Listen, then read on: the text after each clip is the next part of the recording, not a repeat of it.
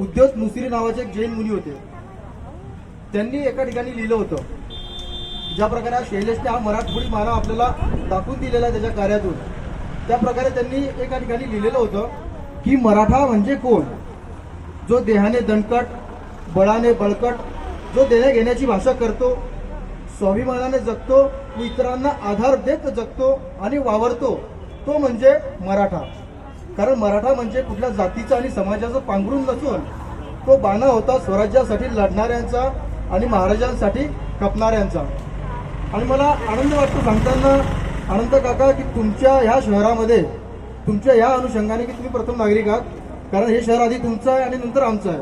म्हणजे तुमच्या ह्या शहरामध्ये आणि आमदार साहेबांच्या विधान भवनाच्या एरियामध्ये उत्तरेपासून दक्षिणेपर्यंत आणि पूर्वेपासून पश्चिमेपर्यंत प्रत्येक एक व्यक्ती हा मराठाच आहे. का तर तो प्रत्येक व्यक्ती हा एकमेकाला आधार देतो.